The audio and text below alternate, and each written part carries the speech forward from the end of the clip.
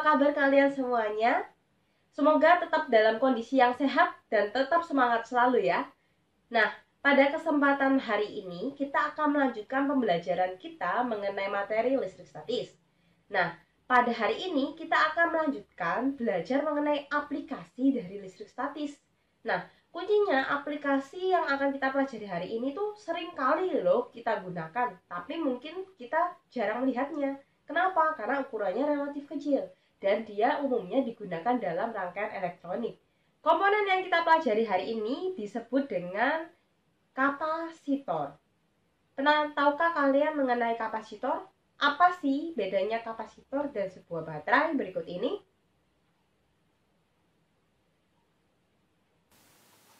Kapasitor dan baterai seringkali dibandingkan karena keduanya merupakan perangkat atau peranti yang dapat menyimpan energi listrik. Namun, keduanya memiliki perbedaan yang mendasar. Mari kita lihat simulasi berikut ini. Di sini saya memberikan sebuah baterai, kapasitor, lampu, saklar yang kemudian dihubungkan dengan kabel penghubung. Lalu saya mengatur kapasitansi kapasitor sebesar 0,2 farad dan saya menutup saklar di rangkaian sehingga terjadi pengisian kapasitor dan lampu juga menyala. Nah, bisa dilihat seperti pada simulasi. Selanjutnya saya buka saklar yang ada pada kapasitor, ternyata lampu masih tetap menyala. Nah, apa yang terjadi ketika saya membuka saklar utama? Yang terjadi adalah lampu mati. Tapi ketika saya menutup saklar yang dekat kapasitor, lampu kembali menyala dan kemudian mati secara perlahan. Mari kita lihat sekali lagi. Lampu menyala kemudian mati secara perlahan seiring dengan berkurangnya muatan yang tersimpan dalam kapasitor. Berikut ini persamaan dan perbedaan baterai dan kapasitor. Baterai dan kapasitor sama-sama menyimpan energi listrik, sehingga ketika dihubungkan dengan lampu atau beban, arus akan mengalir sehingga lampu menyala. Akan tetapi, baterai dan kapasitor yang memiliki ukuran yang hampir sama, ternyata memiliki perbedaan dalam kapasitas penyimpanan energi. Baterai alkalin A3 dan kapasitor 4700 mikrofarad yang diaplikasikan tegangan 1,5 volt ternyata memiliki perbedaan energi yang tersimpan sebesar hampir 1 juta kali lebih banyak energi yang disimpan oleh baterai. Tapi kenyataannya kapasitor lebih banyak digunakan dalam perangkat listrik karena dia mampu untuk mengalirkan dan menyimpan energi dengan cepat. Nah, di sini cara kerja dari kapasitor itu terdiri dari dua kepingan logam konduktor dan di tengahnya terdapat bahan isolator yang dikenal dengan bahan dielektrik, misalnya kertas, gelas, keramik, atau bahan isolator lainnya. Nah, pada awalnya kedua keping logam ini bersifat netral, artinya muatan positif dan negatifnya ini seimbang. Ketika terdapat baterai atau tegangan yang dihubungkan dengan kedua keping ini, maka elektron akan berpindah menuju kutub yang berlawanan sesuai dengan kutub dari sumber tegangan atau baterai dalam hal ini. Nah, hal ini akan terus terjadi hingga mencapai keadaan saturasi karena baterai tidak memiliki cukup energi untuk memindahkan elektron lagi akibat adanya gaya tolak antar elektron yang sudah berada pada keping.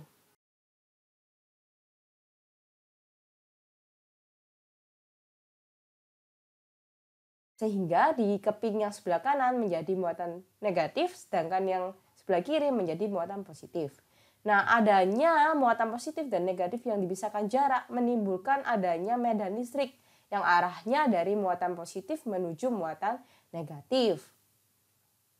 Nah, karena bahan dielektrik terdiri atas material yang atom-atomnya bisa terpolarisasi sesuai dengan muatan pada keping logam, maka bisa dilihat muatan negatif dari dielektrik akan tertarik pada keping logam positif, begitu pula sebaliknya. Hal inilah yang menyebabkan muatan positif dan negatif tetap berada pada lempeng logam dan tidak bisa melewati bahan dielektrik yang merupakan isolator yang menahan mereka. Nah, ketika diberikan lampu, maka kapasitor akan mengalirkan elektronnya melalui lampu tersebut sehingga lampu bisa menyala. Hal ini akan terus terjadi hingga akhirnya kapasitor kehabisan energinya dan kembali menjadi kepingan yang bersifat netral. Lalu faktor-faktor apa sih yang mempengaruhi nilai kapasitansi dari suatu kapasitor? Berikut ini ada simulasi keping sejajar yang dihubungkan dengan beda potensial.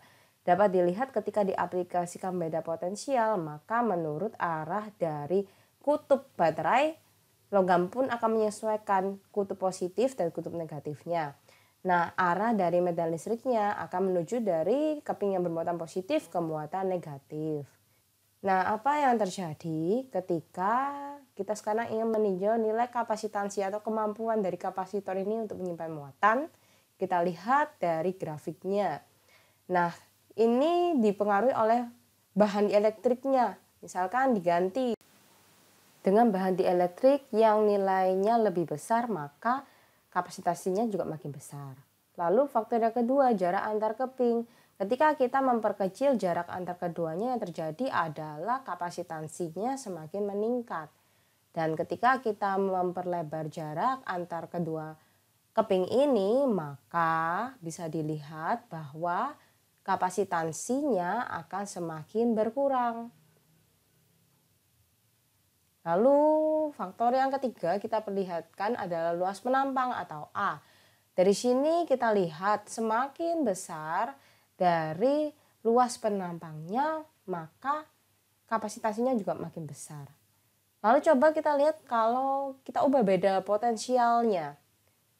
Ternyata bisa diperhatikan bahwa kapasitansinya itu tidak berubah. Ya, berubah jumlah muatan dan juga energi yang tersimpan, dan hal ini berbanding lurus dengan tegangan yang diberikan, yang artinya tegangan dan muatan akan saling menyeimbangkan sehingga besarnya kapasitansi adalah konstan untuk bahan dielektrik dan juga jarak antar keping yang tetap konstan juga. Berikut ini adalah cara untuk menganalisis rangkaian dari kapasitor.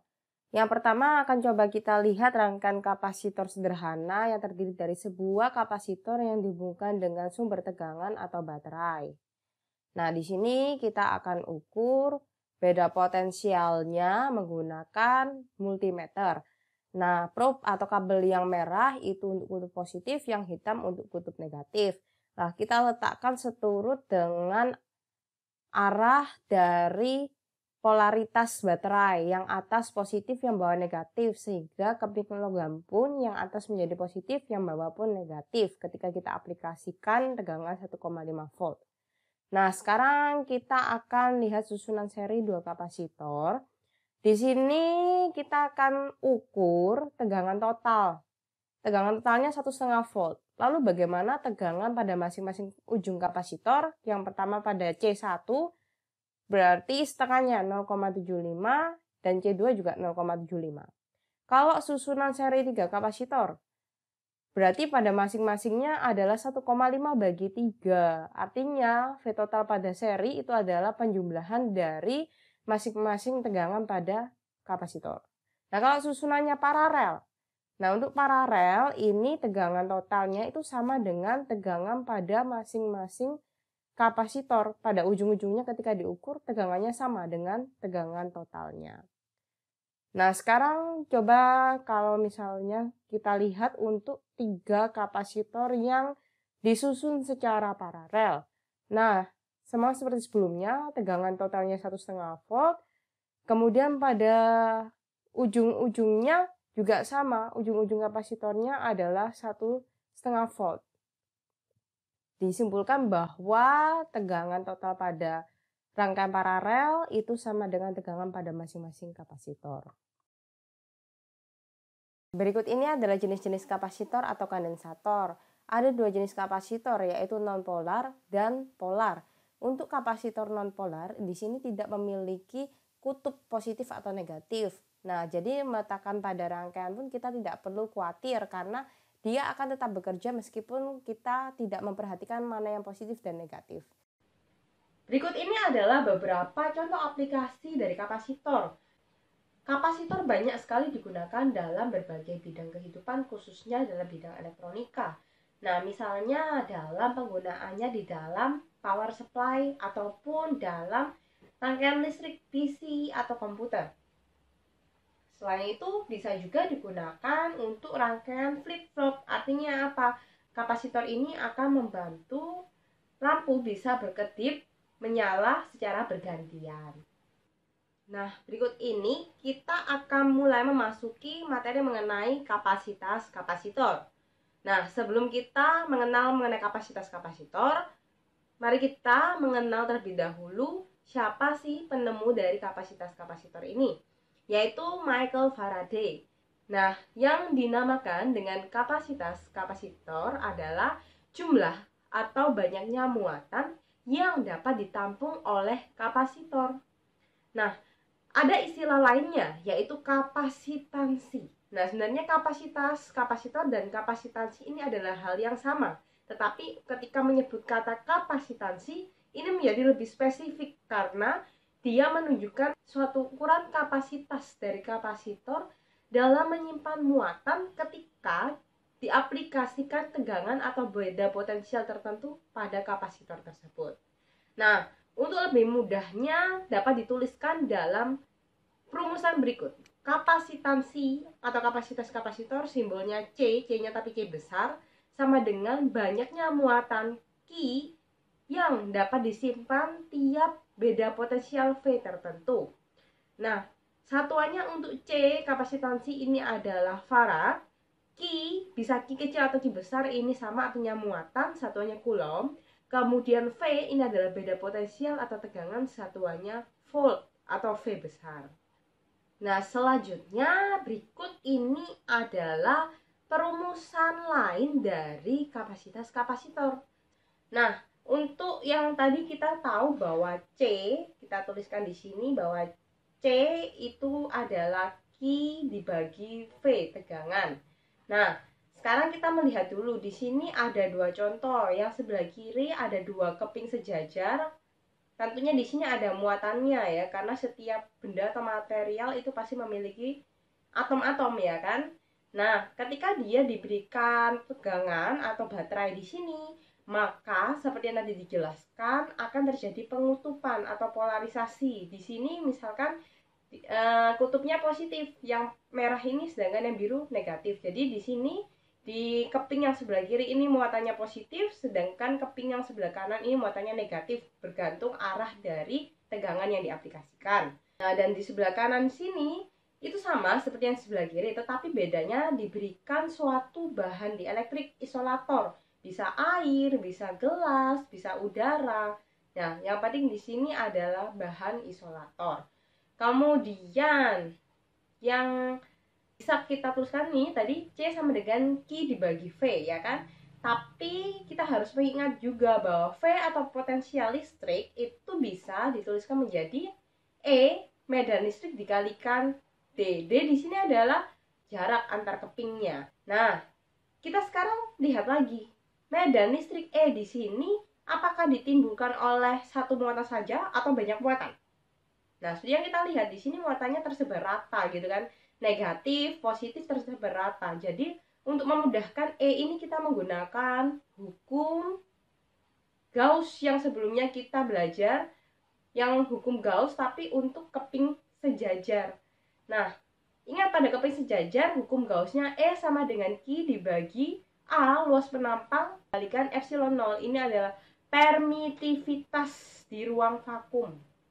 Ya, kemampuan dari medan listrik untuk melewati suatu medium itu dinamakan permitivitas. Di ruang vakum nilainya E0. Nah, jadi bisa saya tuliskan ketika E ini saya substitusikan kembali ke atas sini, maka C-nya menjadi A dikali epsilon 0 per D. Ini kalau mediumnya ini ruang hampa atau vakum. Nah, misalkan nih seperti yang tadi di sini diberikan bahan dielektrik, tentunya bukan lagi udara atau vakum, ada material lain. Nah, ketika terdapat material lain, maka permitivitas di sini diubah menjadi permitivitas bahan yang dirumuskan menjadi E0 epsilon di ruang vakum dikalikan epsilon atau permitivitas relatif bahan tersebut. Jadi saya tuliskan seperti ini. C sama dengan A dikali epsilon R kali epsilon 0 per D kalau ini mediumnya itu selain udara atau ruang hampa. Nah, sekarang kita akan coba melihat bagaimana kalau kapasitor ini ada lebih dari satu. Nah, seperti yang kita ketahui bahwa di dalam suatu rangkaian elektronika tidak mungkin hanya ada satu kapasitor, biasanya kan lebih dari itu kan.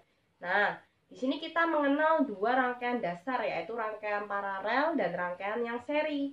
Cirinya rangkaian paralel itu dia memiliki cabang. Di sini ada kapasitor, lalu dia akan bercabang seperti ini. Nah, sedangkan untuk rangkaian seri dia memiliki ciri rangkaiannya itu terus menyambung tanpa adanya percabangan, seperti orang yang bergandengan. Nah, karakteristik dari suatu rangkaian seri seperti yang kita lihat tadi dari contoh simulasinya dapat kita simpulkan bahwa kalau suatu rangkaian seri itu punya muatan total Q yang saya kasih nama Q saja, itu nilainya besarnya itu sama dengan nilai muatan yang tersimpan pada masing-masing kapasitor. Q1, Q2, Q3, dan Q4 ini adalah muatan yang tersimpan oleh masing-masing kapasitor dan ternyata besarnya itu sama dengan besarnya muatan total dari semua kapasitor ini. Lalu, ciri atau karakteristik yang kedua dari rangkaian seri adalah bahwa V, tegangan total, seperti yang kita ukur barusan dari simulasi, itu V totalnya sama dengan penjumlahan masing-masing beda potensial atau tegangan di setiap kapasitor. Di antara ujung-ujung kapasitor ini ketika ditambahkan itu namanya V total. Dan yang terakhir, karakteristiknya berkaitan dengan C atau kapasitansi. Kapasitansi total dari suatu rangkaian seri ini dihitung menggunakan persamaan ini. 1 per C total, ini C-nya C total, saya tulis C total CT, itu sama dengan 1 per C1 tambah 1 per C2 dan seterusnya sampai dengan jumlah kapasitor yang ada. Jangan lupa tapi ketika ini nanti yang ditanyakan kapasitansi total, karena ini masih 1 per C, harus kalian balik jadi C total. Dan akhirnya nanti persamaannya atau angkanya dibalik. Jangan lupa nanti di akhir ya. Nanti kita lihat contohnya. Untuk rangkaian paralel. Nah, ini seperti yang kita juga tadi sudah lihat. Ternyata Q-nya ini punya karakteristik Q total sama dengan Q1 tambah Q2, Q3, dan seterusnya. Yang artinya adalah penjumlahan setiap muatan yang tersimpan pada masing-masing kapasitor. Itu yang dinamakan Q total pada rangkaian paralel. Sedangkan V-nya ini sama. V atau beda potensial seluruh rangkaian kapasitor ini sama dengan beda potensial yang ada pada masing-masing ujung dari kapasitor, seperti yang tadi kita sudah ukur. Dan yang terakhir, CP atau rangkaian total, kapasitansi total dari rangkaian paralel itu sama dengan penambahan masing-masing kapasitas kapasitor C1, C2, C3, dan seterusnya. Nah, silakan kalian mengingat konsep dasar ini karena kita akan menggunakannya untuk menyelesaikan masalah rangkaian elektronika yang menggunakan kapasitor. Nah, energi yang tersimpan dalam kapasitor itu disimbolkan dengan huruf V yang dirumuskan menjadi setengah C kapasitansi kapasitor dikalikan V kuadrat, tegangan yang diaplikasikan pada kapasitor. Nah, W mempunyai satuan joule, C farad, Q muatan satuannya coulomb, dan V potensial satuannya volt atau V besar. Nah, ingatkah kalian bahwa C atau kapasitansi adalah muatan per satuan tegangan? Jadi kalau saya gantikan C-nya itu menjadi Q per V, maka ini bisa saya tuliskan menjadi W sama dengan setengah Q kalikan V. Nah, kalau misalkan sekarang saya gantikan V, itu bisa dong dituliskan menjadi Q bagi C.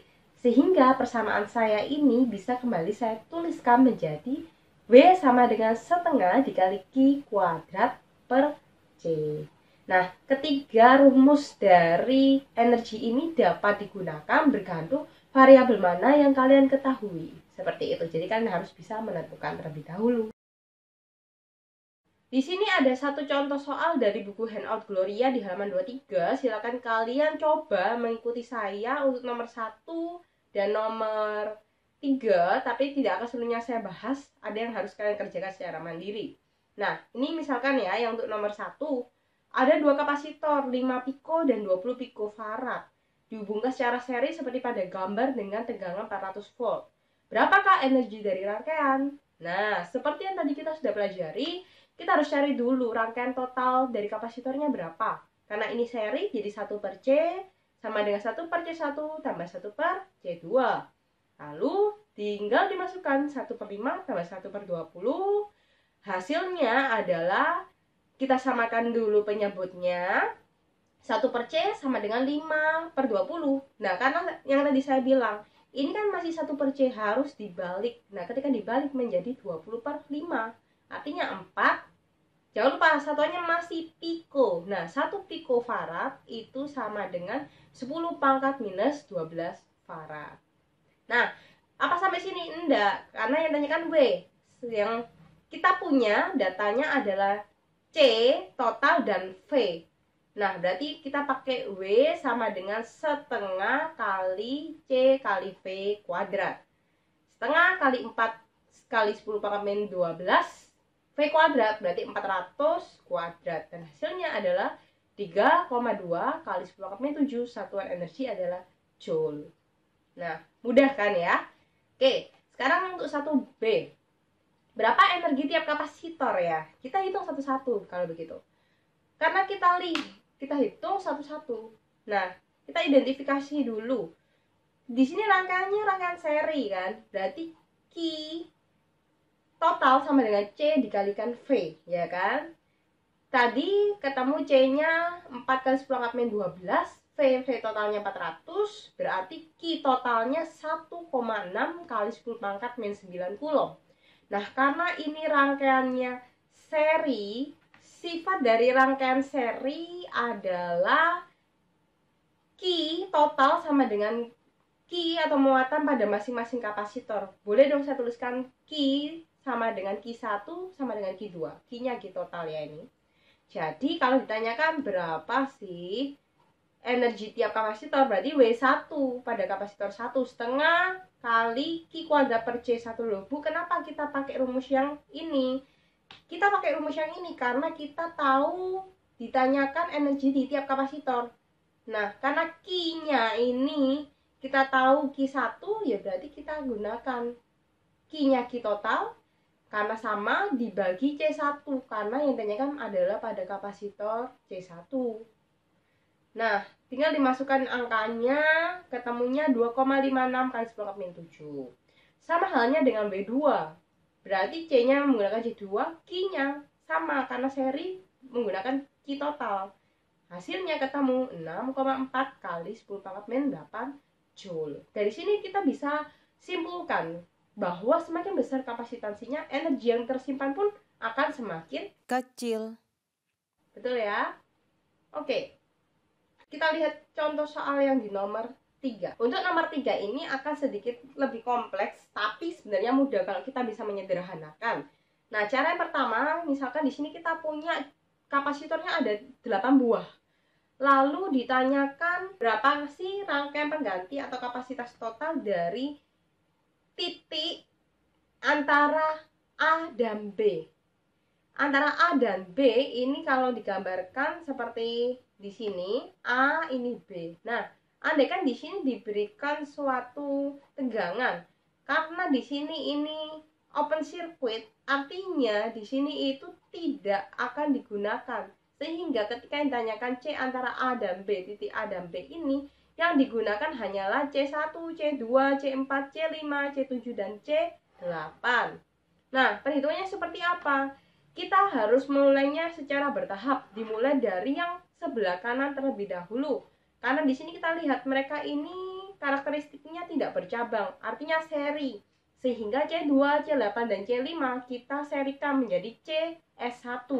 Nah, menjadi CS1 ini Kemudian cara menghitungnya gimana? CS1 karena seri ya berarti 1/C1, 1/C2 tambah 1/C3.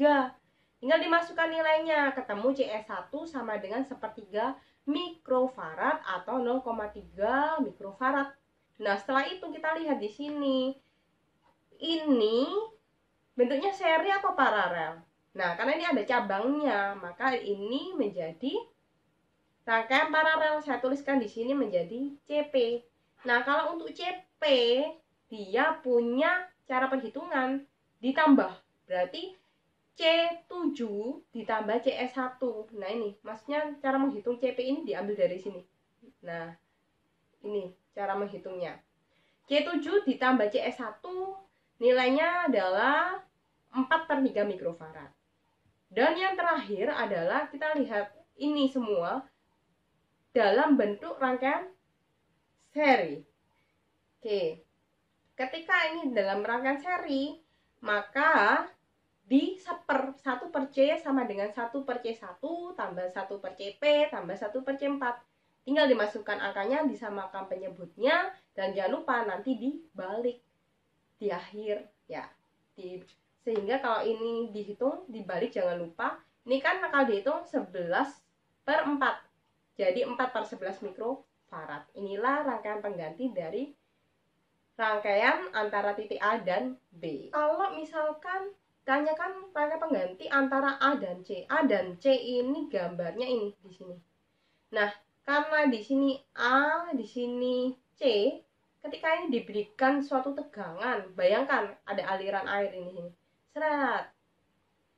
Alirannya akan mengalir. Nah, ketika dia ke kiri, karena di sini itu tidak ada yang terhubung lagi, artinya tidak ada rangkaiannya atau open circuit, ini diabaikan. Sama pula dengan halnya yang di sebelah sini. Sehingga ketika ditanya antara A dan C, rangkaiannya menjadi seperti ini, yang sebelah kanan. Cara menghitungnya bagaimana? Sama seperti sebelumnya secara bertahap. Kali ini dari bawah, C7, C5, C8 adalah seri. Yang saya namakan CS1. Dihitung menggunakan rangkaian seri 1/C7 tambah 1/C5 tambah 1/C8.